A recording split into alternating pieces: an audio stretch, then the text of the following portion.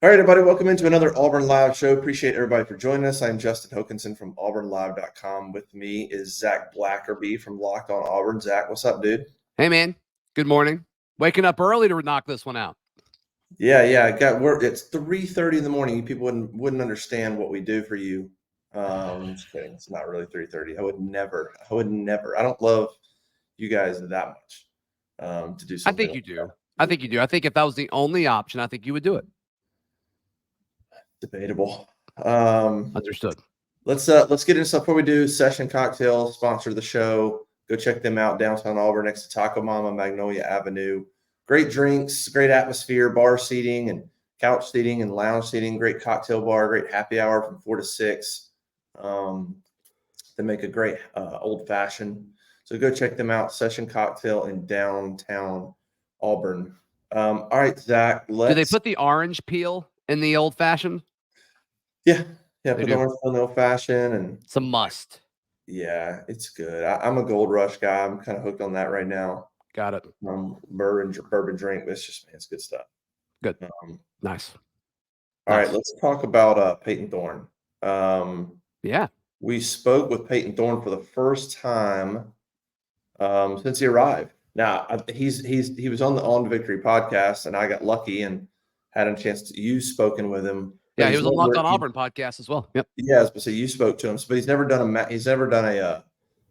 spoken to all the media at once, which is what he did on Wednesday, sitting down and speaking to all the media since he's been named starting quarterback and all that good stuff. We have a Q&A up at AuburnLive.com of pretty much everything he said, just a lengthy Q&A that you can just kind of dive into and get to know him a little bit. Man, I'll say, speaking with him, he's really impressive. Even getting a chance to speak to him again in that setting, where you've got all the media around you, and for a 22-year-old kid, even that's a lot.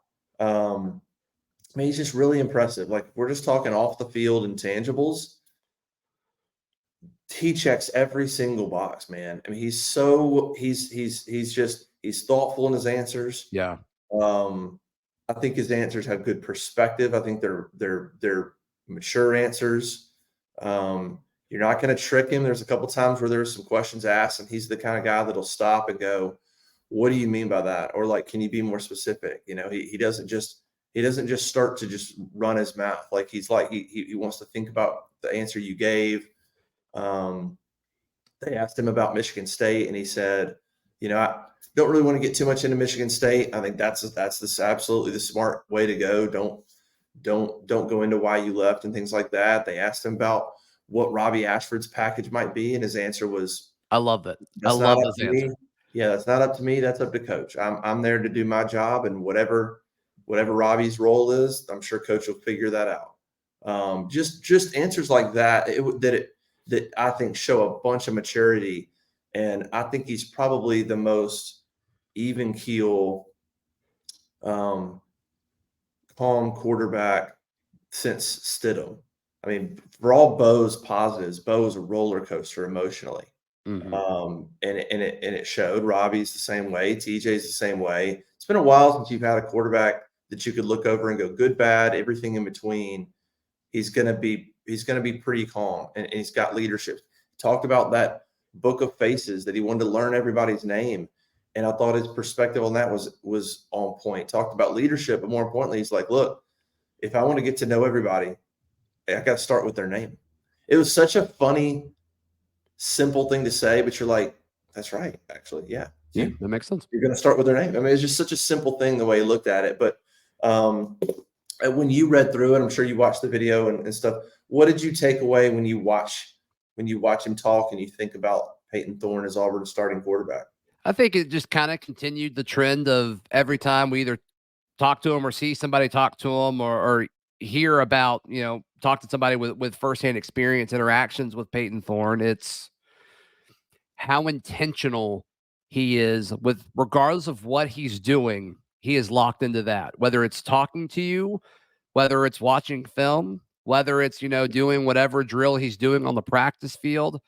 I assume it's whenever he's at dinner. He talks a lot about sitting down and eating with people. That's something that kind of comes up a lot with him. I would imagine he's not on his phone texting other people when he's sitting down talking to somebody. Like, he's dialed in to the conversation, which is what you want out of a quarterback. I mean, it's what you want out of like anybody, right? Any kind of employee or any kind of, somebody who has a role doing whatever it is. Like, you want somebody that's dialed in and focused all the time. And, it seems like Peyton's constantly focused on the task at hand. And I think that's what Hugh Freeze wants in a quarterback. I imagine that's what most head coaches want in a quarterback. And Peyton seems remarkably consistent. He also seems remarkably aware, right? He knew that there was a quarterback battle that, had, Auburn fans feeling some way or another. And so when he was asked about that, he pointed out that it wasn't toxic. He pointed out that he has a ton of respect for Robbie. I loved that answer. And I think he's just constantly thinking about everything, Hoke, like you said. Yeah, I think I will say I did get a sense, like, I think the kid's on point, and I'm really impressed by him. I did he there was one thing about him that I wondered, and that was he was so poised in giving his answers that but his answer about the competition was interesting because he was like, he talked about there being a quarterback competition, but he didn't go like above and beyond. I didn't think to be like, man, the battle was great, man. I just it was like, yeah, there was a battle, and here's the vibe I got. It was like, yeah, there was a battle. Totally respect Robbie, but I won. Well, Like that doesn't was that a little line bit up of the with vibe I how got. I think that lines up with how he's handled the Michigan State stuff. It's like the stuff in the past doesn't really matter to folks who are dialed in. Yeah, yeah, And the quarterback battles in the past, it's done. yeah, yeah. It was That's what I took away from it. yeah, being dialed in, and I sensed a little bit of not a little bit, but I think the dude's a competitor. I think the dude's like, hey, nothing but respect for Robbie, da da da da. But like, that's my job, and my job's to go win football games. I thought he had some good comments when he was asked about, you know, now moving forward, is there pressure? Because Freeze talked about, hey, Peyton's gonna have to play really well to keep the job, which is anybody pretty much, by the way. But I liked his comments when he's asked about that. He's like, I mean, I didn't get the job and just go, all right, I got the job. I can just chill now. I can Right. just relax now. He's like, of course I got to play well. But I like this perspective. He goes, but I'm not going out there to play well to keep my job. I'm trying to win games. Like I'm not thinking about I got to play well. Otherwise Robbie might take my job. He's like, I'm trying to win. Me playing well means Yeah. winning games. That has nothing to do with uh, with trying to keep the job. It's all about winning football games. I like Yeah, his. I mean that's why you do all of this. Hoke, I was asked about that comment that Hugh Freeze made on a radio hit that I was doing earlier this week. The radio host asked me, why do you think Hugh Freeze said that? Is this a thing where they may try Robbie Ashford later in the season or something? I said no. I mean, I think it's just kind of assumed if you don't continue to play well, you lose your job. And that's just doesn't go for the quarterback battle. It goes for any position group. If you don't play the best consistently, you're gonna get dethroned and somebody else is gonna take your job. That's just how it works. In not just football, but in everything. And so a lot of people have made a big deal about Hugh Freeze's comments and the way he worded that, but I don't think that means anything. Hoke, I don't think it means anything other than like, yeah, if Hugh Freeze is going to play the best guy, and if Peyton Thorne's no longer the best guy, he's not going to play him. Yeah, I'm with you on that. I think I think Hugh Freeze has done a good job of trying to build Robbie up the last couple of times we've spoken to him, and he wants that competition to continue. I mean, Right. he wants Peyton to think you got to play well, and he didn't want anybody thinking that just because they got named starter Yeah. that's how it's going to be for all 12 games. You got to go out there and prove it. Yeah. Um, I think he's instilled competition Even up to this point, we're not technically in fall camp anymore, but so I guess like preseason practice, whatever we want to call it. But I think you're still seeing competition at the quarterback position. I can't imagine that the guys in the running back room aren't competing for market share of carries. The wide receivers, holy cow, you got to feel like they're competing every single rep. The offensive line, they're still rotating guys in and out, trying to find the best five. I mean, this coaching staff has done a great job pushing people as we're less than 2 weeks, or I guess we're less than a week and a half away from Auburn's opener against UMass. These battles are still happening, which is a good thing. This is a roster that needed to get better, both with the personnel and the individual. They all needed to get better. And I think this coaching staff is doing just that. Yeah, I was going to say, you brought that up. Who would you say on this team is surefire, like starter, very small chance they're not starting virtually every game? You'd say Nehemiah, probably, DJ, Jalen Simpson, Marcus Harris. Yeah, I'd put Jason Jones in that conversation too, just based off of the way we've heard from other things in the defensive line room. Gunnar Britton and Dylan Wade will start somewhere. Avery Jones will start. Yeah. Rivaldo Fairweather will start every game when he's healthy. Jarquez Hunter, I believe, will start every game that he's healthy. That might be it. So, I mean, yeah, so I don't even know if we named 11 guys, but I mean, so that's a lot of competition. Hey, look, may I ask you a question, Hoke? No, it's not allowed. I'm going to ask it anyway. What we woke up at 3:30 in the morning to do this. I'm going to ask a question. The timing of Auburn giving us Peyton Thorne, does it mean anything? What do you mean? Well, I mean, we've been wanting to have media availability with Thorne since he's been here, and they finally gave it to us. We have not received media time from any other quarterback up to this point. Do you think that means anything? I hadn't thought about it. I mean, I sort of figured we were going to get Peyton after he was named starter last week. I figured, we knew the other day we were going to get players this week. And so we kind of were talking like, okay, we'll probably get Peyton. They got to give us Peyton. They got to give us the starting quarterback. He hadn't talked to us at all. And so, I mean, I guess I'm not surprised by it. I didn't read too much into it. Okay. I mean, I wasn't surprised that we didn't talk to any quarterbacks. I figured that was going to be the case until somebody was named starter, somebody won the job. I think they needed to trot Peyton out there, and he did a fantastic job. So, what do you think? I think it means more if we don't get Robbie in the next few weeks. I think I'd read into it a little bit more then, because we all still think Robbie's going to have a part of this offense. Or are they going to let Robbie talk to media at some point? I think that's an interesting thing to look forward to. Yeah, that's true. I mean, what's wild is I remember the days when we used to get. I meant back in. I think it was it 11? Was it 2011? When Barrett won the job, and over Clint Mosley, and we got Barrett Trotter out there. He won the job. They trot Barrett Trotter out there. And then they bring in Clint Mosley. And I don't know if people that followed it closely back then, they bring in Clint Mosley, man, and he's at the podium crying, doing this interview. Like, he's tearing up, talking about losing the job. That's brutal. I still remember it vividly. I mean, you could probably go back, search maybe YouTube videos, but yeah, so I remember the days when they brought the backup quarterback and he's like in tears, like, and it was a real human moment. A lot of people had a lot of respect for Clint for going out there and talking, and he wanted the job. He cared a lot, but it was just and then now it's like, can we please get the starter? Like, can we? Yeah.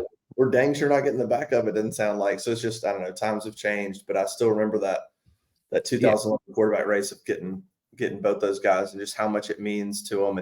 And look, with Robbie, as emotional as he is, and as much as he wanted that job, probably best not to talk to him for a minute. Maybe, yeah, He probably maybe. needs to get settled back into sort of what his role is going to be, I think. Yeah. But I do think Robbie's going to have a bigger role than some of the other guys that we've talked to. Especially like some of the receivers that we've had the chance to talk to. Like I think Robbie's going to have a bigger role in the offense than them.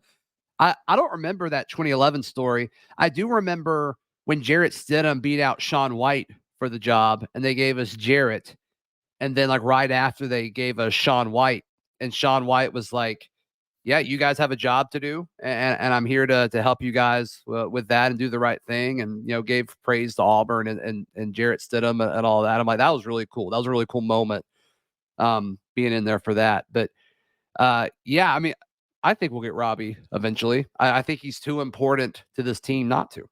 Yeah, and then of course probably the most famous one was Cody Burns losing that job in 2009 to Chris Todd, and then Cody getting up in front of the whole team and saying, "Hey, that's the quarterback. I'm going to do my job, whatever that is." And that was a big moment because Cody Burns was a highly rated kid, highly rated prospect, um, and there was some elements of that quarterback race that were, let's just say there was some talk on the team of a black white issue between Chris Todd and Cody Burns. I mean, there was a little bit of that going on the team where they thought some guys on the team thought Cody should get the chance, and there was some of that stuff that could have bubbled up. And Cody standing up there and giving the speech he did, which I think they put on video and ended up being put out like somewhere.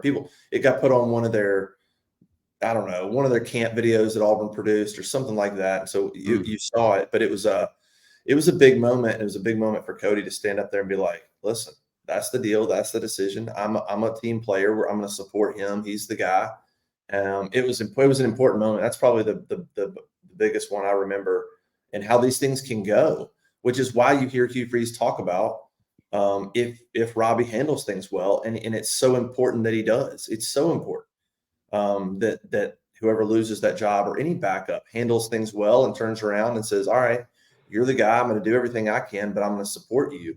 Because man, somebody, especially at that quarterback position, if you don't handle it the right way, you can really do damage. You can really do damage if you don't support Peyton Thorne and play your role. Yeah, you're right. You're right. And I mean, these kids now are in such a bigger spotlight than the guys who played, in 08 and 09 and 2010, just with social media and then just overall coverage. I mean, now even Auburn itself with the War Eagle Plus that they're going to be rolling. I mean, there's just content everywhere and there's cameras everywhere and everybody's got a bigger opinion now because of social media, and it's they're under a lot of pressure. I respect the heck out of them for the way that they handle it.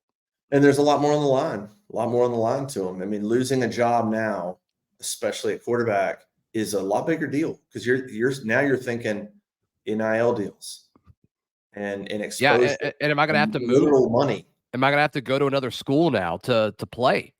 Yeah. I mean, Yeah. what if you're Robbie and you're sitting over there going, "I've got 3 NIL deals lined up," and then when you don't win the job, they fall through. And that's where we're at now.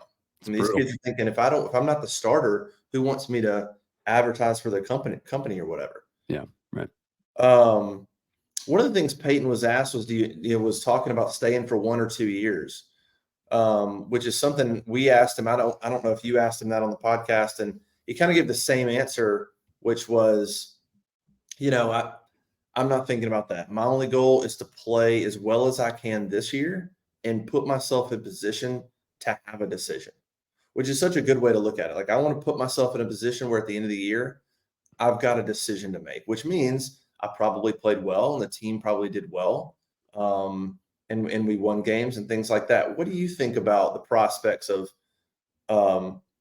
him staying 1 or 2 years? I'll say if he does stay 2 years, it is just a perfect setup to the start of Hugh Freeze's tenure, assuming Yeah. Peyton's the guy we think he's going to be, assuming he produces. But if he does, what a perfect start potentially for Freeze's tenure to have Peyton Thorne right off the bat, a leader, come in, and that's your quarterback for the first 2 years, and you can just immediately build on that. But what do you think about the prospects of him leaving after just 1 year versus staying?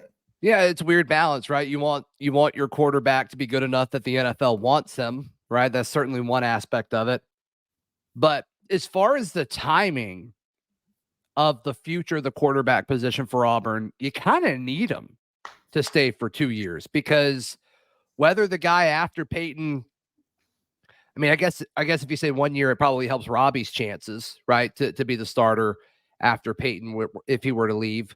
But if Yeah. he stays for 2 years, and you think either Hank Brown, or I think most people would say Walker White's the next guy, like, you don't want to start either of them as either a redshirt freshman or a true freshman. So if you give them another year in the system and they're redshirt sophomores or redshirt freshmen, then all of a sudden I think you feel a little bit more comfortable going to a Hank Brown or a Walker White instead of having to potentially go to the portal again, depending on what Robbie does. So it's definitely, I don't think there's any question, it's better for Auburn if he stays for 2 years. Yeah, and I think that's just going to be a big offseason. I think Robbie's going to be sitting there, and depending on what Peyton does, Robbie will do. I can't imagine Robbie, the competitor he is, if he's on schedule to graduate next spring or even summer. If Peyton decides I'm coming back, I have to think there's going to be a high likelihood that Robbie looks very, very hard at entering the portal. I think Holden Gurner's in the same boat too, Yeah, by the way. yeah, I agree with you. I think both those guys. I want them all to stay, and I want to make that very clear. I want them all at Auburn. I think the quarterback room would continue to be dynamic and deep if that were the case. But I just, in today's version of college football, Yeah. I don't think you're going to see those 3 solid quarterbacks all stay in the same quarterback room right now. Yeah, no way, no way. We'll have to see how it plays out. Yeah. What else did Peyton say that was interesting? He was asked a lot about leadership. Yeah, a lot about And Yeah, go ahead. I mean, I just don't know. Like, I get that it's important. I don't think it's really like that interesting to talk about, but I care more about the perspective. Like the way I think, I like why people think the way they do versus what sure. they do. When people are like asked, I like to know, like, hey, why do you say that, or why do you do that, or I want to know the mindset of somebody. And so I think leadership is to me, it's more about like, well, why do you think I get that. leadership is important? Yeah. And like, for instance, he was asked, is there pressure coming in as a transfer? Like, how do you kind of fit in? Mhm. And I thought his answer again was so good. He's like, look, my job was to come in and be who I am.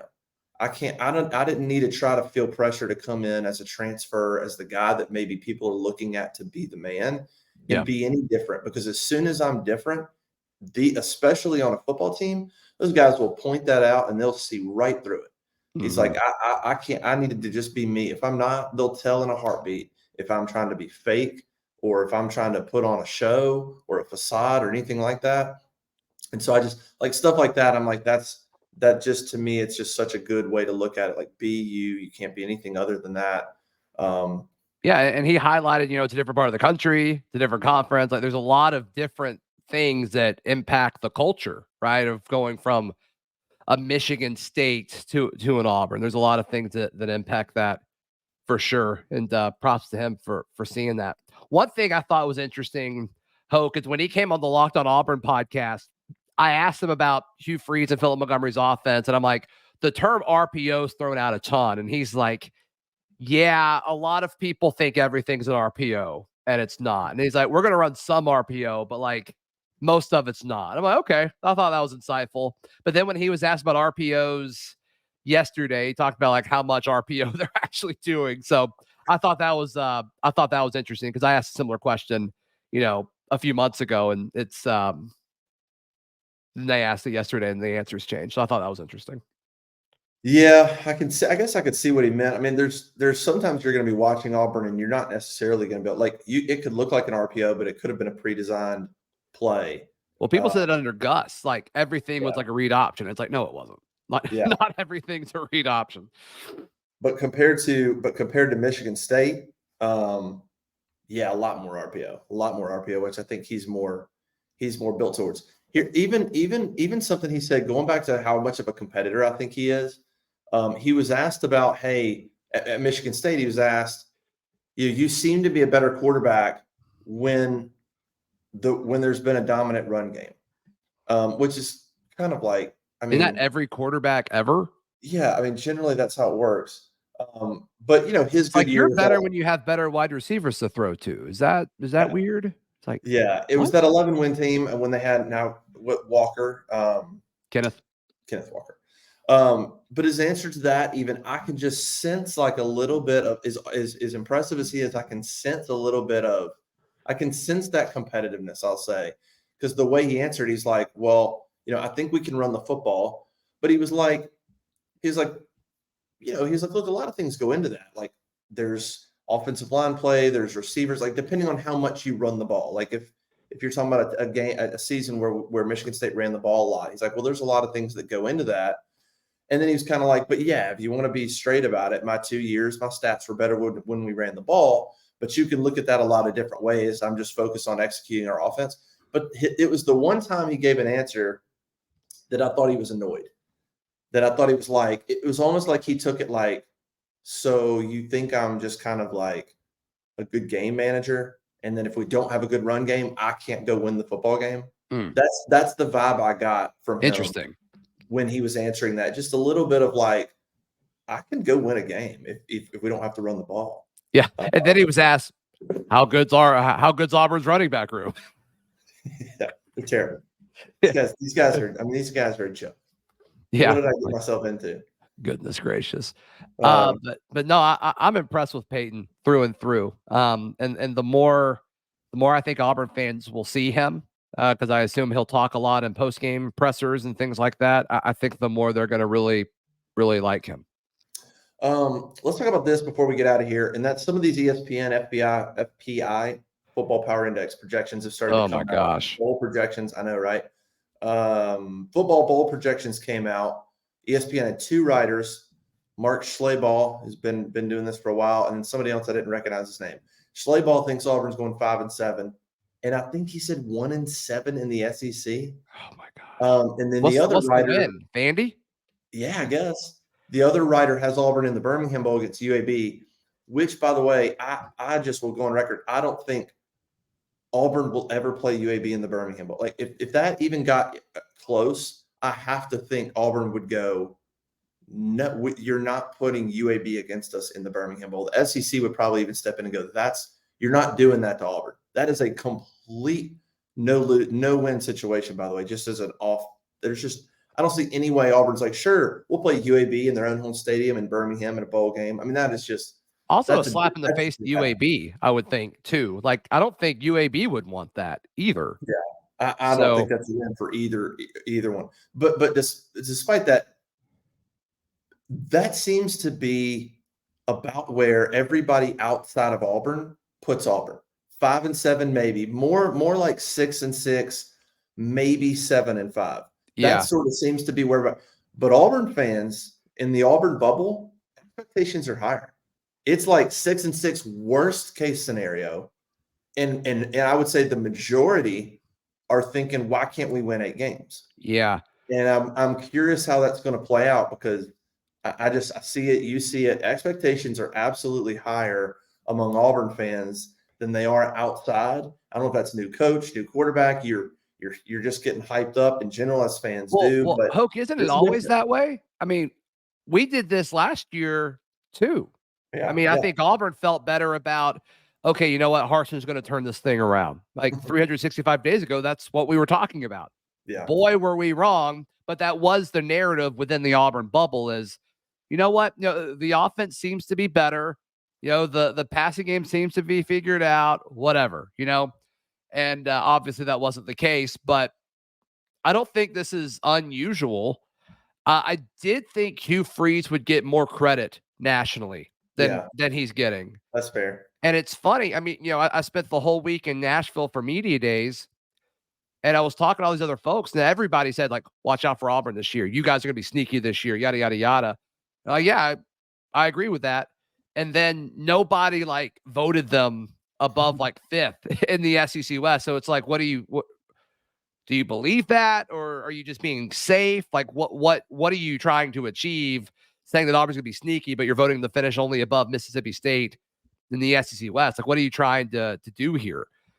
The 5-7 thing is really interesting because let's say worst case, you go 3-1 in your non-conference. Let's say you lose at Cal. I just don't see a world where Auburn gets swept by the Mississippi schools at home. And I don't see how you lose in Nashville against Vanderbilt. And it's like, I feel like that's the worst case scenario. And it just seems like with all these other teams in the SEC, people are willing to give the benefit of the doubt to all these teams and coaches and schools that they've been doing for the last several years that have never really achieved that. They're giving Arkansas the benefit of the doubt when I think their roster is worse than it has been in the last few years. They're giving the benefit of the doubt to Shane Beamer and Spencer Rattler in South Carolina for no reason whatsoever because they're good at social media and he's really likable. I get it. I like it. Whatever. Kentucky, it's the same song and dance because they play in the East. And it's like, okay, yeah, that's fine. Whatever. LSU, I get the love. But, Mississippi State's been given more props than I thought they would. Ole Miss is significantly worse as a roster, I think, this year than they were a year ago. They're older, but I don't think they're necessarily better. And it's just odd. All these teams and schools and coaches that are consistently given the benefit of the doubt. And then Hugh Freeze comes in, who's won everywhere he's been. And they're like, nope, it's not going to work.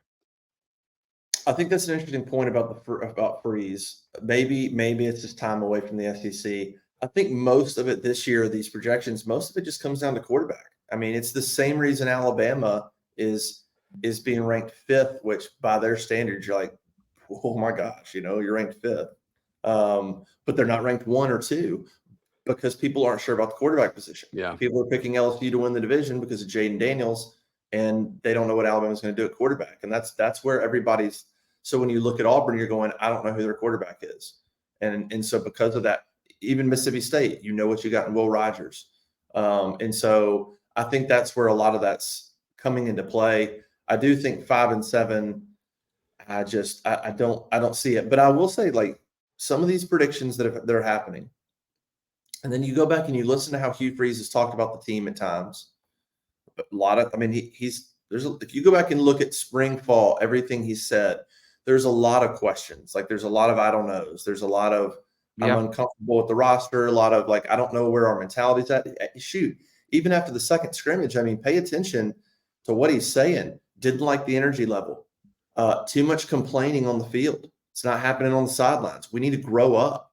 I mean, there's still some of that stuff that you hear that you're like, that's not great. Like talent, develop scheme, that stuff will come. That sounds like stuff that it's going to take time to weed out and build your culture, and that could impact wins and losses this year. And then you go back to, I know they had a scholarship donor function about a week ago, and Hugh Freeze spoke. And I know some people that were there and said that Freeze was kind of hedging his bets a little bit, almost in how he was talking about the season. It was like, hey, we're going to do our best, and we got some good players, and we're working hard, but it could be a bumpy road. Now that could be politics by Freeze. Just play it down to the scholarship donors, right? Those are people that are giving money and that matter. Play it down a little bit. Like, don't go out there and be like, we're going to go 10-2. Just say he's always done that. I mean, he talked about his first year at Ole Miss. He's like, I don't know if we're going to win a game in the SEC, and then they went on to win several. I mean, that's pretty normal for him to do. Well, that's what I'm getting used to. I'm getting used to kind of how he speaks and what to expect. Yeah. And where that's going to be. I just think Auburn fans probably need to take a half a step backwards and just sort of take this team for what it is, which is a bunch of question marks still, even right now, in a really good SEC with a lot of good quarterbacks in a good division that you're playing in this year, and a schedule that might be one of the toughest in the country. I saw Kelly Ford on Twitter, who does a good job of schedule rankings, has Auburn's the second hardest schedule in the country. An average team wins, I think it was an average top 25 team, wins like 8 games against the schedule. So it's tough. I mean, outside of those non-conferences in Vanderbilt, I mean, everything's going to be tough. So I think 8 wins is doable too. I really do. But It shouldn't be the I think Auburn fans have let 8 wins, but it feels like they've let that become the expectation over the last few weeks or months. Yeah, it shouldn't be. It shouldn't be the expectation. I think 7-5 should be the expectation. I think 6-6. They could go 5-7. I don't think they do, but 8-4 should not be what you're thinking will happen. I think that should be a little bit of a surprise. So don't let your expectations creep up and go, if we don't go 8-4, all of a sudden you're disappointed. What's more likely, Hoke? 8-4 or 5-7? I'd lean 8-4. 5-7 is a disaster. I mean, that's like everything goes against you. I mean, that's pretty much you trot out there and you like you said, you win. I guess you're 4 in Vanderbilt. They're better than that. Okay. What's more likely, 8-4 or 6-6?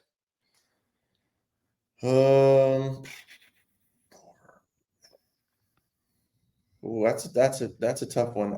You're gonna quit asking me on the show if I keep asking Yeah, questions. yeah. Well, because you're thinking 4, you beat Vanderbilt, that's 5. You beat them. I'd still lean 8-4 because that still means you're losing to one of Mississippi State or Ole Miss at home, and then you're just losing everything else. And I think they're going to surprise some people. So I'd still think 8. I would still lean closer to 8-4 than 6-6 happening because I think. But 7-5 is that sweet spot for you. I think 7-5 is a sweet spot. Yeah. But that A&M is going to be big.